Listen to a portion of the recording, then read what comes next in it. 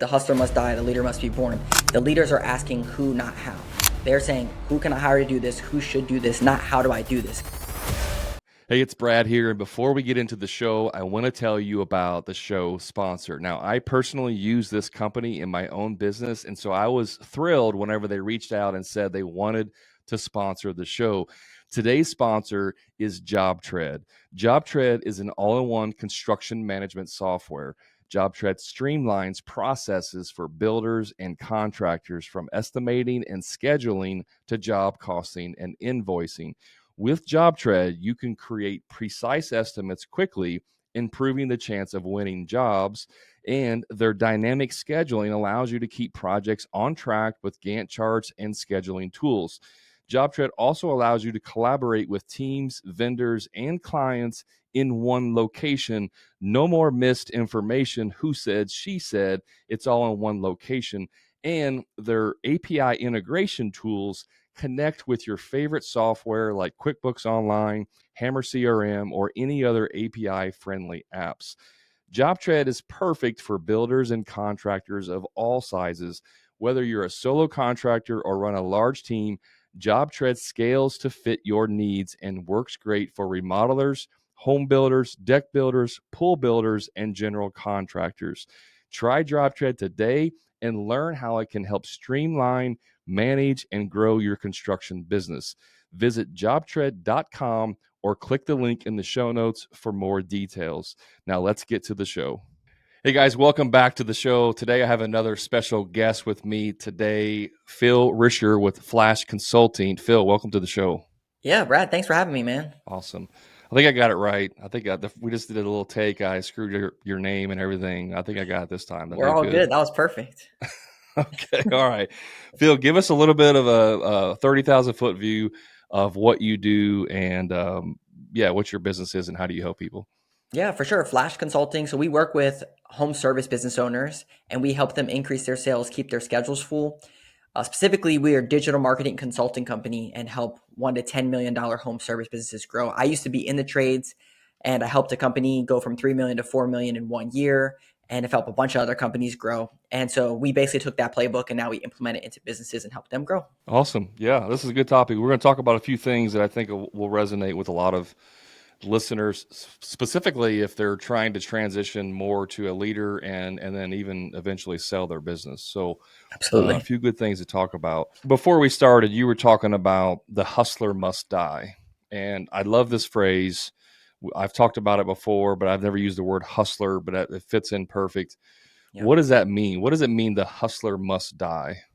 Yeah, if going from $0 to $1 million, you can basically do everything in your business. You can outwork the next guy. You can outsell the next guy. You can do whatever for the next guy. And that hustler mentality will get you to $1 million. And 9 times out of 10, it has to get you to $1 million because you don't have the resources to allocate to get to $1 million. So, but at that $1 million mark, there's a pivotal change where now you have resources in the business because you have the playbook and the scalable plan. And you have to let the hustler die. And now you have to be the leader where you're actually scaling the business through systems and processes and numbers. And that's really what it comes down to.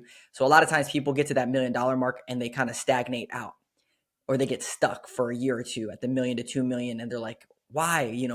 I know I can work harder. I know I can do more, but that's really what it comes down to is it's a different mindset shift to go from 1 million to 5 or 10 million. I love it. I mean, you can basically, like you said, hustle to that level of success. Now, obviously, every business is different. Every trade's different. 1 million may be easy for one and it may be hard for another, or that, it may be 600,000 for one company or 1.5 million for another. But generally that $1 million mark, getting to that $1 million mark, a lot of that is just pure hustle, right? Or it's just working like 7 days a week. I mean, you can call that hustling if you want, but like this idea of like, I do everything in my business. I am the fulcrum point, if you will, of everything that happens. Even if you have employees, I think it's important to point out, even if you have employees, you're still the one telling everybody what to do. You're still the one, managing all aspects of that. What do you see is the biggest struggle for those who are trying to transition into more of a leadership and then, to get past that 1 million? What do you see as the biggest struggle in terms of, from a systems process? Yeah, so I mean, I do digital marketing consulting for home service businesses, and usually it's in that marketing phase. So Dan Martell, he has this great book called Buy Back Your Time, and he has Yep. these 5 rungs of replacement. So the first rung is your admin stuff, like someone answering your phones, CSR type role. Then your second rung is actually delivery, like doing the work. Usually to get to that $1 million mark, you have those 2 phases fixed. The third rung is marketing, the fourth rung is sales, and the fifth rung is management. So usually when you get to that $1 million mark, that marketing piece, maybe spent money and prayed to the Google gods that you're going to get leads. You may have got referrals and you got some good reviews because you do a great job, and you kind of have referrals and marketing coming in, but you don't have that step dialed in. Specifically, like your return on ad spend, your cost per lead, your new customers, like those types of numbers. You need to know those from a marketing perspective. That's what's going to scale you to the next level. And then on top of that, the sales, which is the next one, which is you might still be the guy that's selling all the jobs. And that part at to get to 5 to 10 million, you can't really be that guy unless it's only the big jobs that you're selling. So those are really the two things. Is like you got to get your marketing dialed in where you have a team that you trust, or you have people in place that are giving you reports, giving you data that's feeding the beast. So that way you can scale. This is good stuff here, because one of the things with marketing, and I get this all the time, especially on TikTok, which it's gone and then it's Back. back, and who knows, you know. Yeah. But anytime I talk about marketing or anything marketing related, and I tell people you got to spend money on marketing, what's the one response you always get? All my business comes from Word of mouth word of referrals. mouth, right? Right. So, like, I'm sure you hear that all the time. Why is it so hard for contractors to understand this concept that works at a low level, but it doesn't scale? Yeah, and this is exactly what it is. So, another book, Mike Michalowicz, he has a book called Profit First, where you operate your business based off percentages. And if you ask any fractional CFO or CFO for large home service business owners or any home service business owner that's over 10 million, they're spending 3 to 10% of their revenue on marketing. And a lot of times businesses to get to that $1 million mark, they don't allocate on percentages. They just say, "Oh, I just heard about this cool trend, or I think these Google LSAs are going to help me grow." They're not operating in percentages. And so they don't give themselves that permission of having $3,000, $10,000 every month to be spending on marketing. They're just saying, well, word of mouth is the cheapest, and I get word of mouth all day long. So to answer your question, you got to have those percentages in place so that way you feel confident in spending money that's going to actually help you grow.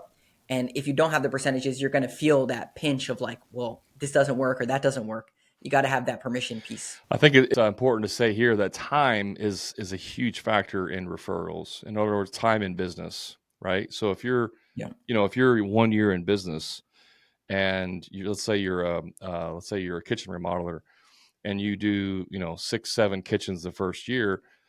Well, I mean, potentially you could have 6, 7 referrals, from those clients, or a few more, using simple math here. Yeah. By year 3 or 4, you've done even more jobs. Now you have more referrals. So the longer you're in business, generally, the more referrals that you will get, which is not a bad thing, right? I mean, who Yeah. It's like a snowball. those are the best leads. Anybody hands down will say those are the best leads.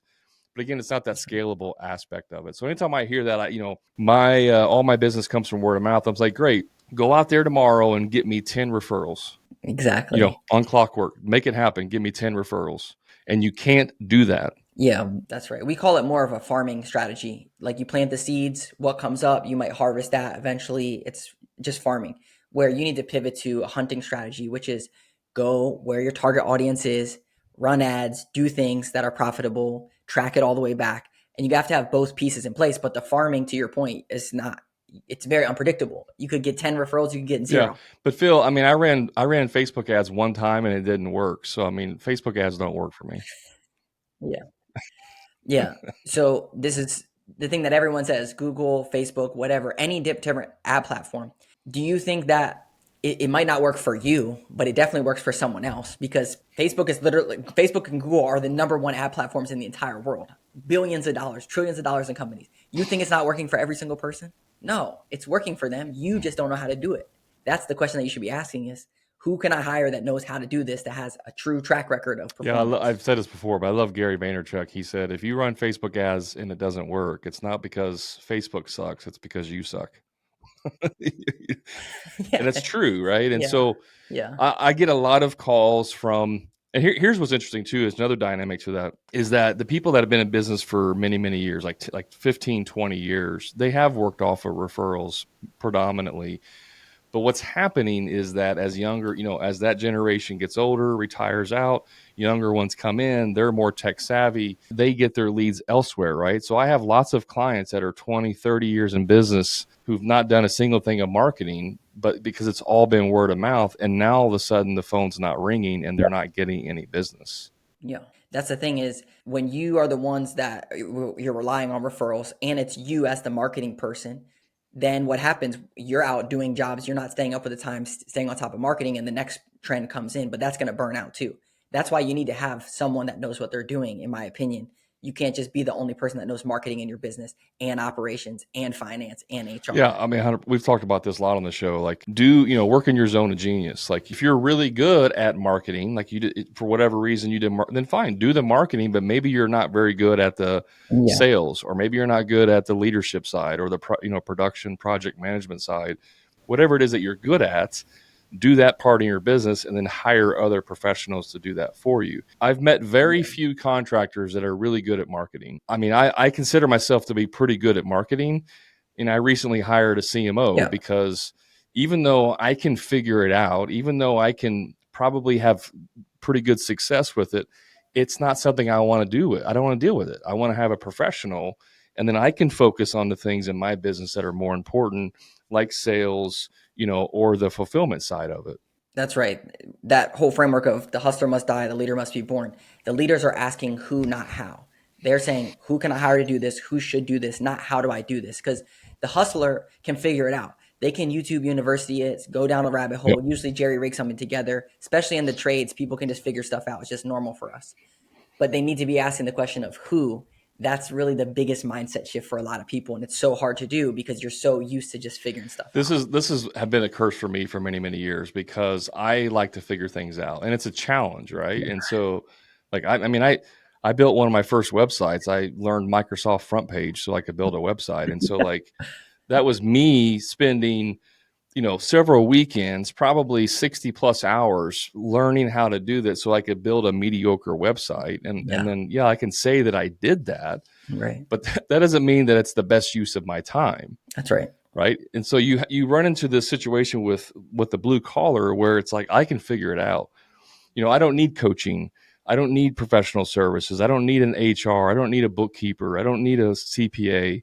I don't need an attorney. I can figure all this stuff out. And it's like, yeah, of course you can figure it out. But why? Yeah. Why would you want to spend the time doing those things when you can focus on other things that are more important in your business? Usually for smaller companies, especially under 1 million, but even in that first, couple million, like the most important thing an owner can do is sales Yep. I in the agree. business, right? They're the face of the business until they transition off of that. But that is one of the most important things you can be doing in your business. Yeah, I agree. I mean, even my company, we're a couple, $1 million agency, and I'm still the one that's doing sales in my company. But it's because I have the passion, and I'm not at the point where I have so many leads that I need to do it. So, and same thing within the trades. That's exactly how it is. But eventually, when you get to like 5 million, you can't. 10 million, you outpace the sales. You have too many leads to keep track of them. Yeah, absolutely. Absolutely. Yeah. All right. So let's transition a little bit here about, so this is kind of on the backside of, why the hustler must die. Yeah. Let's say I'm planning for the future and I want to exit my business. I want Hmm. to be able to leave the business. What are some things that we need to do to prepare our business to sell from like a sales and marketing perspective? Yeah, so we've gone through this process several times. I'll use one as an example. We had a HVAC contractor. They were 3 million and we helped them go to 8 million in 3 years and then sell to private equity. So, usually what happens is private equity, they want to see, a couple things. They want to make sure that when they buy the company, all their leads are not gone. So, you need to have predictable lead channels that don't involve you specifically. Also, if you want a higher valuation, do what those private equity companies are going to do in your business. So think about, okay, if someone was to buy this from the outside, what would they do to set this up? Would they set up online scheduling? Would they set up text message chat on my website? Would they set up Google search ads and figure that out? Would they set up Facebook ads and figure that out because they probably have a proven playbook? So to get your business ready to sell or to scale, you need to have marketing systems in your business. One, it's going to help you have a better outcome, you're going to be able to sell for higher amounts, but you're also going to build it to sell it even if you never sell it. Yeah, I think the E-Myth talks about that, about actually setting your business up to sell even if you don't plan on selling it. Yep. I read the E-Myth way early on when I first started, and that really helped me kind of understand that. And so, like, even from a branding perspective, your logos, the name of the business, all that stuff comes into play 5, 10, 20 years down the road when you do end up selling it. It's That's one of the right. reasons why I tell contractors all the time, don't name your business after you. Don't put your name in the name of the business. I know everybody loves doing that, but that's just my opinion. Don't do that, Yeah, because if I'm a private equity firm or a private investor, I don't want to buy Brad's Construction, that's right. right? But Yeah. okay, so we went off a little bit on a tangent on that. Yeah, but I What? can share a couple more things, like Yeah, more go ahead. specific, because there's really like three pillars that we look at as a business that these private equity companies are evaluating. They're looking at visibility, they're looking at conversions, and retargeting. These are the three pillars that we look at from a good marketing plan. So when we talk about visibility, it's like, okay, are you on Google search engine results page in the 4 sections? Do you have B2B partnerships that are referring you business? Are you running different types of ads? How are you creating the visibility on the first side of people, new customers coming in? Then what does your lead management process look like, your conversion funnel? When people reach out to your business, how do you get back to them? What is your lead to estimate process? What's your estimate to close process look like? Is there automations and marketing inside of there? And then the last part, which is retargeting, which is all the prospects and customers that ever came through your database. How are you staying in contact with them, inviting them to come back into your business? That's the blueprint for a successful marketing plan that these private equity companies want to see, and a good business would have. Yeah, I mean, a lot of that's done through like CRMs or automation software, things like that. It doesn't have to necessarily be which I wouldn't recommend it being in physical. Yeah. Although we still run across contractors that are using the old flip open planners they get from Menards every year for free, and they that's how they're Yeah. scheduling their jobs and stuff. And so I know it can be a hurdle for a lot of guys that are not tech savvy to start implementing a lot of these things. Do you guys help with the software side of that whenever you work with clients? Yeah, I'll tell you a quick story. When I was back in the trades, I was at a duct cleaning company that was $3 million in revenue, and we were working with these digital marketing companies, and they'd always ask us, "Hey, how are things performing? How's it going? What's it looking like?" And I'm like, "Guys, you're our marketing people. You should be telling us." So a big thing for me was when I created a company, I want someone that's going to use these CRMs. Inside of the CRMs, pulling data, tying the digital marketing stuff to the actual CRM, looking at ways to automate stuff in the CRM. So yeah, it's something that we do. It's something that I'm very passionate about because the CRM is such a big part of what we do. The home service space, the trades, is like your whole business runs out of the CRM. There's a gold mine of data in there that if you were able to extract it out, it would help on your actual marketing. More importantly, it gives you the actual reporting and data to know what's working and what's not working if you use it right. So yeah, it's a big part of what we do. And I think it's a big missed opportunity for most companies. They're just going through probably using 60, 70% of it if they're good, and they're not actually pulling any of the data out or doing anything with automations. And one thing is, like, as you grow, you need the data to be able to make decisions. Again, when you're small, when you're sub 1 million and you're out there hustling, you don't have to have a ton of data to be able to, survive or, slowly grow the business. But once you start that transition, especially like once you start hiring, production managers, or you hire office people, or you're hiring salespeople, and you don't have you don't have the temperature of the company at all times, Yep, because when it's you doing everything, what's going on. that's You right. know if the phone's ringing, right? That's You right. know if people are going to your website because you're responding to all of them. So you have this temperature thing. It's all gut and feel of what's happening in your business. But the second you start hiring people, that's when you actually have to have data now in Yep. order to make decisions for the company in the future. That's right. Yeah. Good data drives good decisions. And I'll give you one example that everyone falls into. You kind of alluded to it with the Facebook situation. But let's just take Google Ads, for example. People run Google Ads, they throw money at the Google gods and hope that it gets leads, and they don't really ever know. So I'll give you like a quick best practice. If it's Facebook, Yelp, Angie, any of these platforms, what you do is you create a landing page on your website for Facebook ads, let's just say. Then you run Facebook ads, and all of the traffic goes to this landing page. On that landing page, you have one form and one tracking phone number. That form and that tracking number all attached to Facebook ads. So if you get a call from that phone number, it should say Facebook ad. If you get a form, it should say Facebook ad. Then both of those leads go into a spreadsheet. At the end of the month, you take all the leads and you go to your CRM and you say what happened to them. And then you have a true return on ad spend on every single channel. That's a simple plan, but that will get you the data that you want. So that way you're not just spraying and praying. Yeah, and so I mean, what you just described, I mean, you made it simple how you say it. There's a lot that goes into it, and so especially if you're not a tech savvy person, this is why you need to actually hire a professional who you Yeah. trust that can manage this for you. That's one thing that my CMO has been doing the last couple months is really we've been really tweaking and getting a lot of these systems like you're talking Yeah. about set up so that we can track it appropriately. You know, then you get into like lookalike audiences and all that crazy Yeah. techno stuff. But yeah, I mean, I'm gonna spend a second on that. Just so you guys know, if you're running like Facebook ads and you get leads from those that turn into sales, you can take that information, give it back to Facebook and say, hey, send me more people just like this person. That's right. Yep. And you could even upload your customer list into there and it's going to give you people that look exactly like those people in on your ads. So it's great. Yeah. Yeah. Yep. It's almost like a dating app, you know? Yeah. I like this particular I like brunettes. I like tall brunettes with, you know, green eyes and send me more people like that. Uh, that's basically what you can do with your ads. So there's Yeah. definitely a lot of advantages to using that type of marketing as well as hiring somebody who knows what they're doing and who can share that information with you. That's right. And My, for go Oh, ahead. I was gonna say, yeah, for home service business or trades specifically, most of the people that are your bottom of the funnel, people ready to roll, they're just looking for the best company. They're gonna start their search on Google. There's a report, 87% of people start their search on Google. So on Google, there's four specific sections that you want to be shown in. The first one is called Google Local Service Ads, which is the Google Guarantee Google Screen section, and those are actually pay per lead. So you don't actually have to set up this landing page and go through this whole situation. All you do is just set up a profile and you just pay as leads come in. The second one is Google Search Ads, which this is the one where, yeah, people, you need to have some finesse and know what you're doing, or you're just going to spend money into a black hole.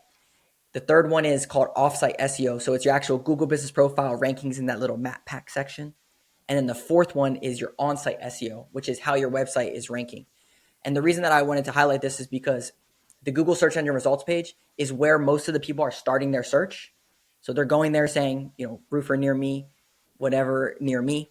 And Google is telling them, hey, these are the companies that we recommend. They're referring you right there. Then you can, track them over to Facebook or other places and show them stuff. But if you start on Google, that's where 9 times out of 10 people are going to be starting their search. Yeah, I've said this till I'm blue in the face. This is why you need reviews, right? You got to collect those reviews because people are checking it out. If Google is an egomaniac, like Google loves itself so much that if you just go out there and spend some time on Google and their platform, they're going to reward you just for for, for spending Yeah. time there and investing in it, right? Yeah, some of the ways Uh, that you can actually spend time with them to because they're the number one referral partner in the world, and it's all about building that relationship with Google so that they refer you and building trust with them. So some of the low hanging fruit ways is to respond to every single review that you get. They love that because it shows that you're actually engaging with your customers and that you care about the reviews you get, good or bad. The other thing is on your Google business profile, you can post updates. They love that as well because they can index whatever you are posting. And then also it shows that you're engaging with all of the stuff that they're giving you. So those are a couple of quick things that people could do that might not be thinking about. yeah, and I don't know, and correct me if I'm wrong on this because I haven't got 100% answer, but I'm pretty sure Google also their search engine will crawl the reviews for information as well. Is that right? Yeah, so when you get a review, if it's 5 stars and there's nothing written in, they basically don't care much about that. If it's something's written in there based off your exact service, so yes, to your point, you would want someone to share, hey, they cut my lawn or they did X, Y, and Z at my house. So that way they know, oh, well, they really do this service since this person said that they do this service. The other thing that they're even more prioritizing is pictures. So if you can post pictures with your review, then that solidifies that review is not fake because someone could write in there, yeah, they did X, Y, and Z, but they didn't do it. But if you post pictures, that basically tells Google, there's no way that this could be fake because this is a real picture. One of the things for home service business owners specifically is you need to arm your customer with those pictures to share. Whether that's a tool like Company Cam or just shooting them before and after pictures of the project, giving them that and saying, hey, share these in your review, that will help you a lot. Yeah, I didn't think about that. That's if the customer posts a picture with the review. That's right? right. That's like Yeah. the honey hole of reviews. Yeah. I was talking with interior designer who's going to be on an upcoming podcast, and she was saying that, you know, split the cost of a professional photographer between you and the designer, and that way you both can use those pictures. But Yeah. if you do that, then you send those pictures obviously to the customer because you're going to have professional photos, and then say, hey, you know, Mr. Mrs. Customer, please use this photo. Now, keep in mind, depending on what you're doing, they may not want their private information out in the world. You know, if you're doing a bathroom or kitchen, they may not want everyone Yeah. to know what that looks like. But the one thing I was getting at with crawling the reviews, like you said, if they don't say, let's say it's a bathroom remodel, if they just go on there and say, Brad and his team did an amazing job, you know, we'd highly recommend them, but they don't say what you did or what, you know, for them, then you in the reply will say, or should say, you know, thank you so much for the review. We really enjoyed remodeling your bathroom.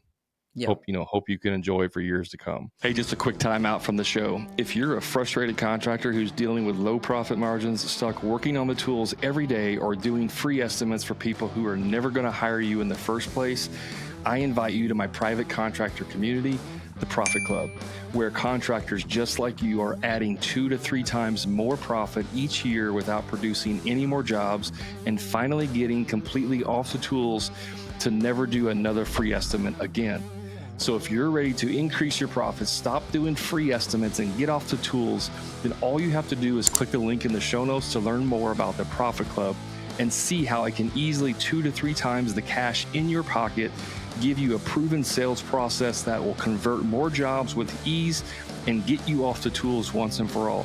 And the best part is you can do all of this without having to produce more jobs than you currently are. Click the link to learn more. Now let's get back to the show. So you're putting the keyword in there if they don't do it initially in their review. Yeah, definitely. And you could even put a city, county in there, like, hey, loved working on this house over in, you know, XYZ county or something like that.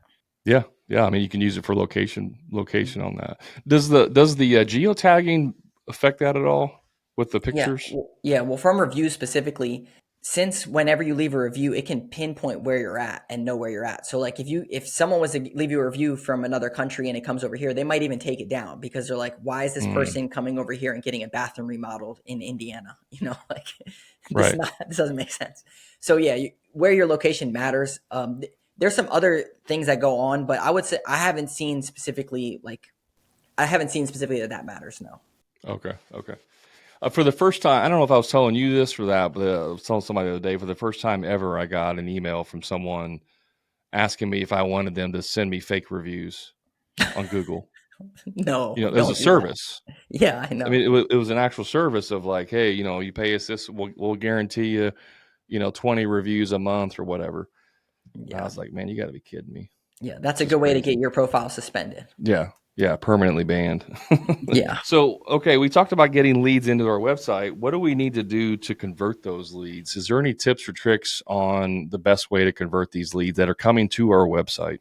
Yeah, so the first, strategy is you got to get traffic to your website, and then once they land on your website, our goal is to convert website traffic at 10%. So if you get 100 people to your website in your local market, you should be converting at 10%. And there's a couple call to action that you can have.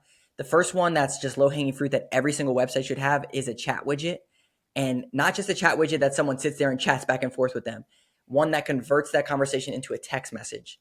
The reason that this is so important is because a lot of times people come to your website and you might do kitchens, but they don't know if you do baths. And they're like, and they don't want to dig around on your site to try to figure out if you do stuff, or maybe you don't have all your pages built out, or you don't do it in this area or that area. They just want a place where they can say, hey, I saw your reviews online, right? 87% of people are doing their research offline. They want to go there and say, hey, do you guys do this service in this area? So that's the first thing. Chat widget that turns a chat into a text message. The other reason that's so important is because text messages get 95% open rates. So if once they text you, then you have an instant line of communication. It's not just a lead form that you call and they don't answer, but now you have this two-way chat, text back and forth. That's the first one. The second one would be, and this depends on the service that you offer, maybe some type of an estimate request or estimate calculator of some sort that they could fill out, get some more information.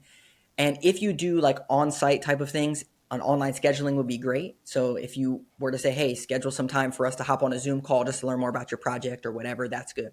Now, one thing I know that you'll probably like is having some type of a qualifier on there, which is your budget or something else in there That way you can qualify leads in or out.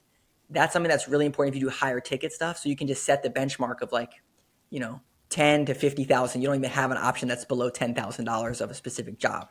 So those are the big ones. Estimate calculator, online scheduling, chat widget. Those are like the main ones that most people miss. And I'll give you one other bonus. 50 to 60% of website traffic is on mobile. A lot of times business owners just pull it up on their Yeah. computer and they're looking at their stuff. If you go on your mobile site, it's 10 times harder to try to find how to contact you and do all this stuff. So what you want to do is on your mobile have sticky headers, like right at the top, put like call now, request estimate. That way people don't have to search through your mobile, which is 10 times harder than on desktop. Yeah, those are good points. I'm actually on the in the opposite camp of putting budgets on the website, like in a form or a drop down where it's like, give us your budget, because most people are going to lie to you, and even ones that are, let's say you have that 10 to 50, you don't even have anything under 10,000. You know, they're thinking like 8,000. They just won't even call you, and Mm, even though you can convert those, you know what I mean, yeah, depending on the project.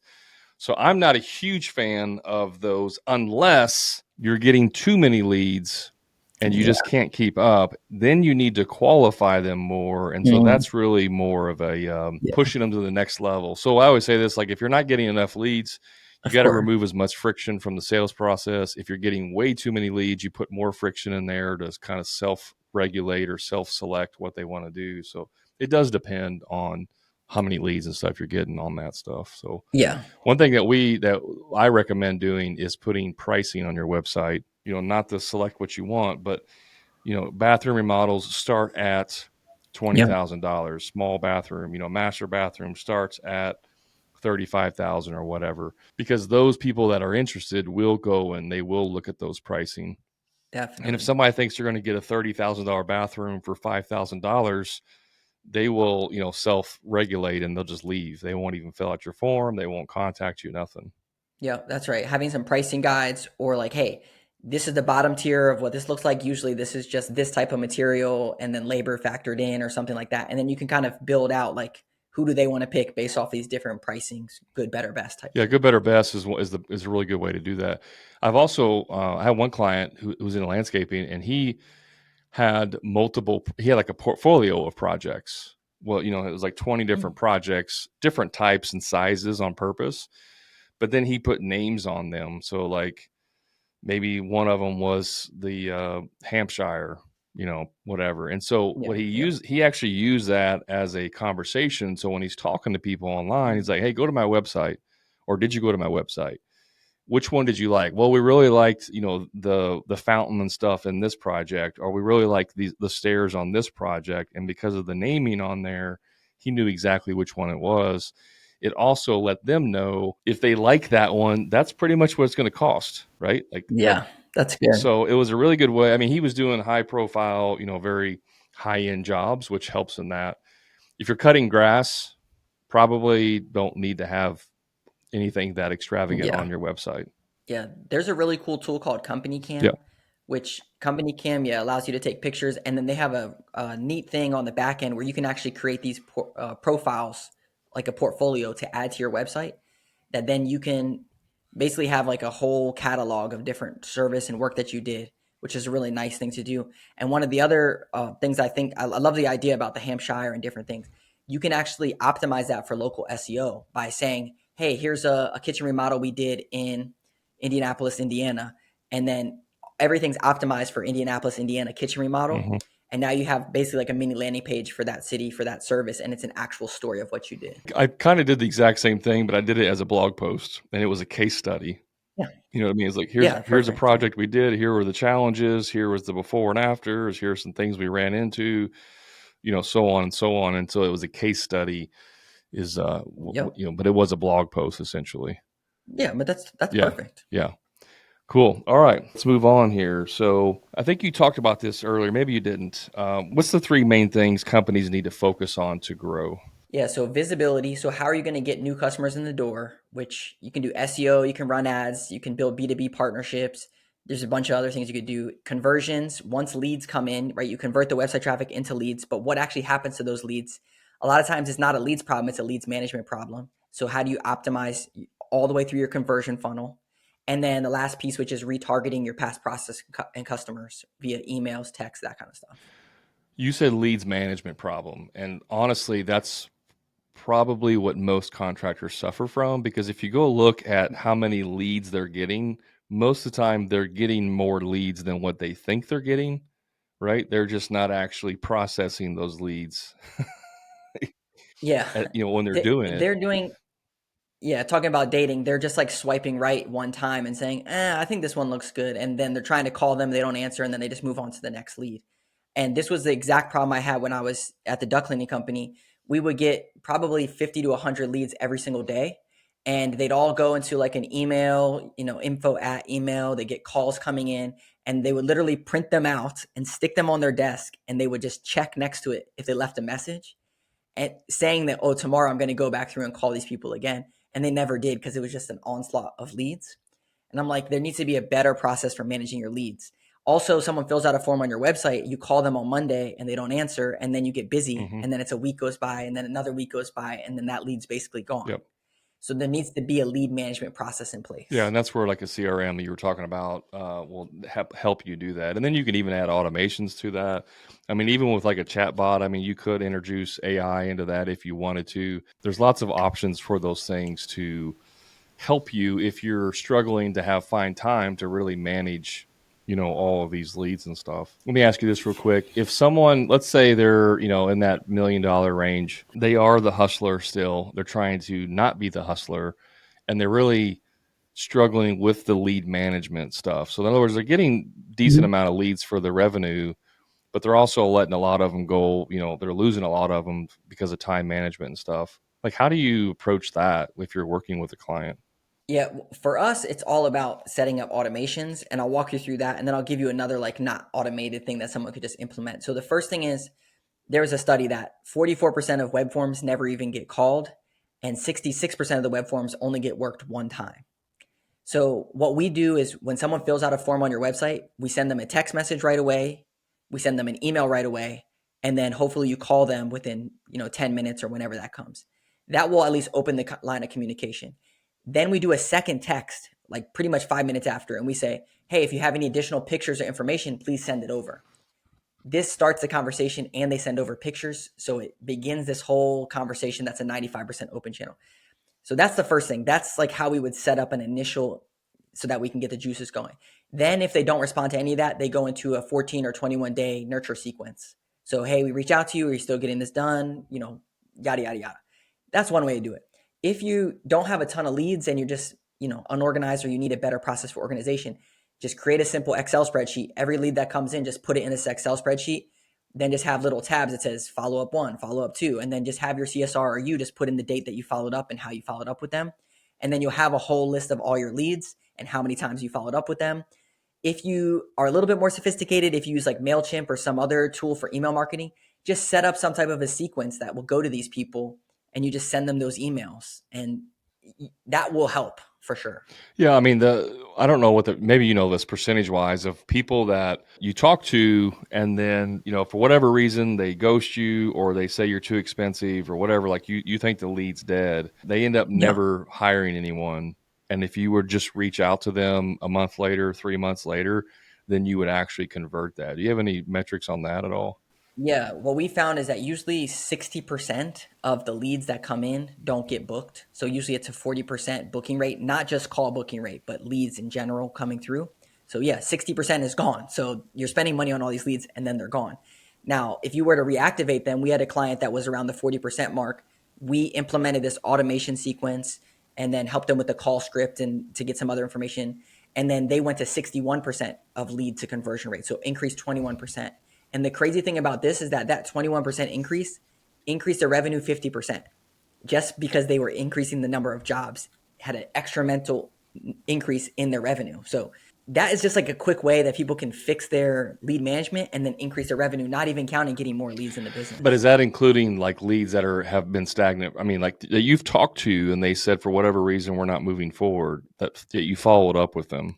Yeah, I don't have a specific number for that, but I can tell you some like a strategy that we did. So like usually at this time of the year, which is in the shoulder season for most businesses, if you take all the estimates that you didn't convert last year and just send them an Yep. email. hey, right now we have a promo for the first month, $25 off or whatever that sounds like. Not sure if you got this done yet. Let me know if you're still interested in getting the work done.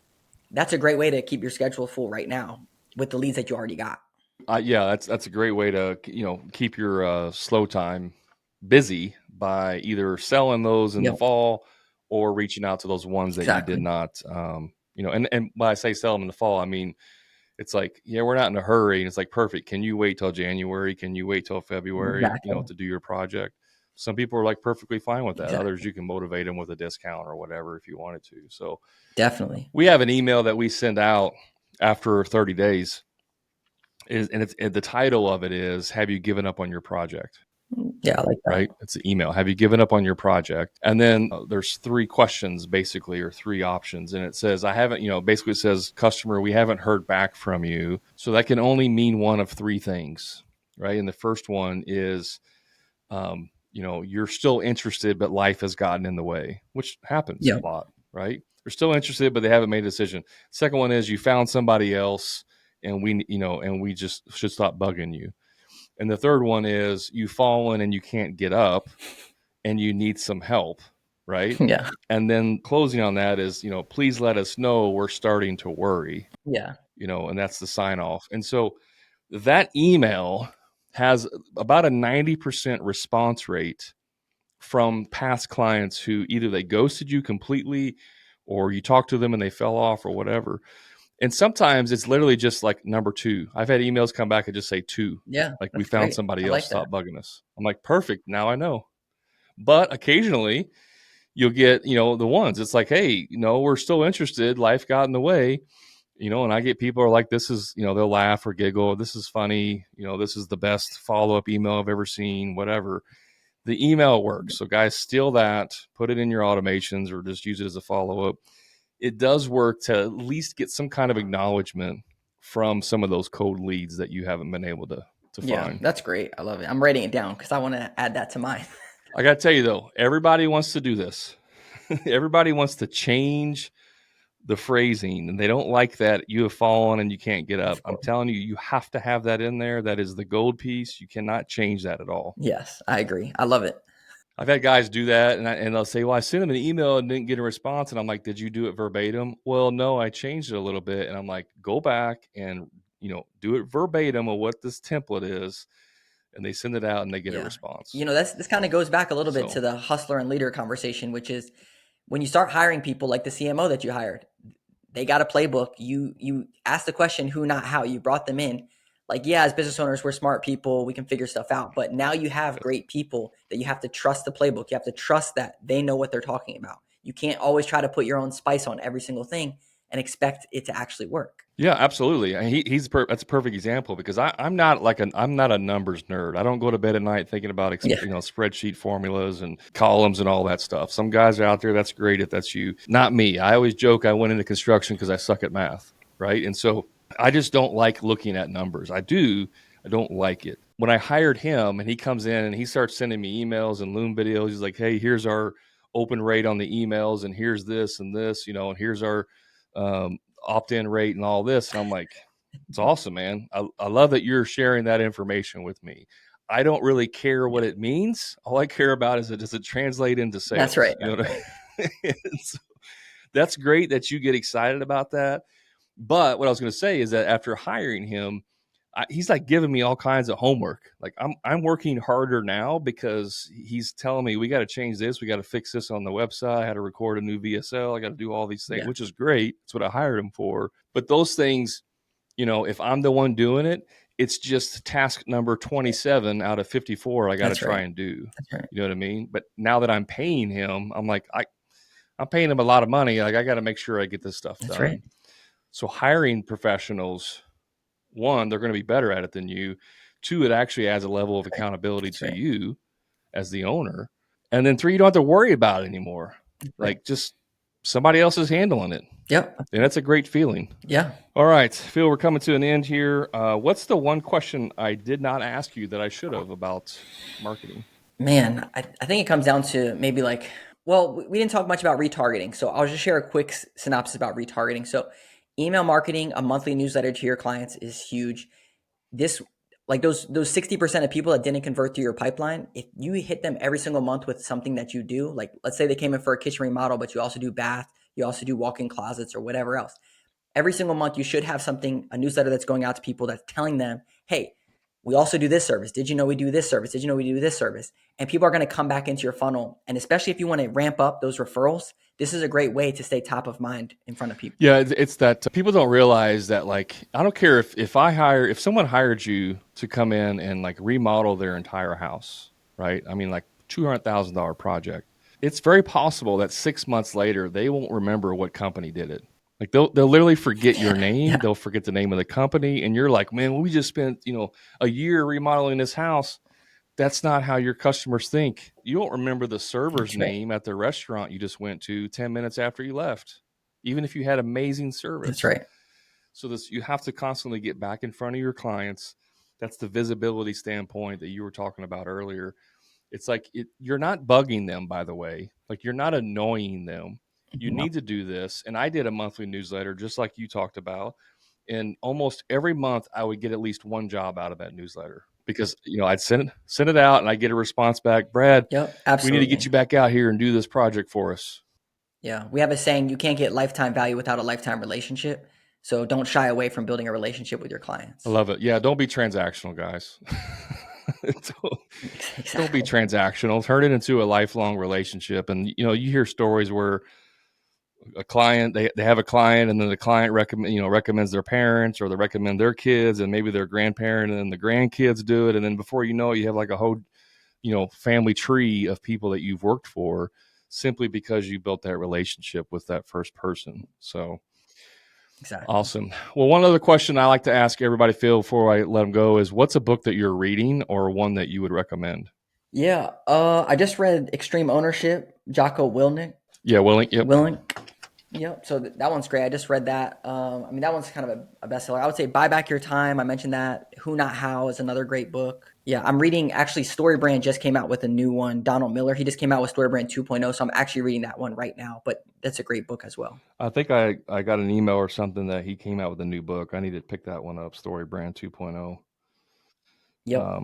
Yeah, we got a lot of the same books on the list. Buy Back Your Time, Who Not How, which is also, he had one, the 10X. It's easier Yeah, than 10X is easier 2X. than 2X. That's another great book by Ben. I forget the other author's name. Ben Sullivan, Dan Sullivan and Ben Ben Hardy. Hardy. Okay, yeah, that's right. Yeah. Awesome. Phil, thanks so much for being on the show, bringing a ton of information. How can people get a hold of you if they want to learn more about your services? Yeah, so we do these free marketing audits where we can go through and audit all your stuff. You can go to flashconsulting.com. It's PHLASH consulting, and it's a complete marketing audit. We get on a call, we walk you through a blueprint of if we were to work together or not. It's all good. You get a framework to grow your business. And yeah, that's the best way to reach us. Awesome. We'll put links to that in the show notes as well. Guys, thanks for hanging out with us today. And remember, you can find me on the social media. So far, TikTok got banned and now it's back. Who knows? Maybe by now it might be banned again by the time you listen to this. But you can find me on TikTok and all the other socials. Just search for the Hammer and Grind podcast or go to the show notes and get those links. And guys, until next time, remember, profit is not a dirty word.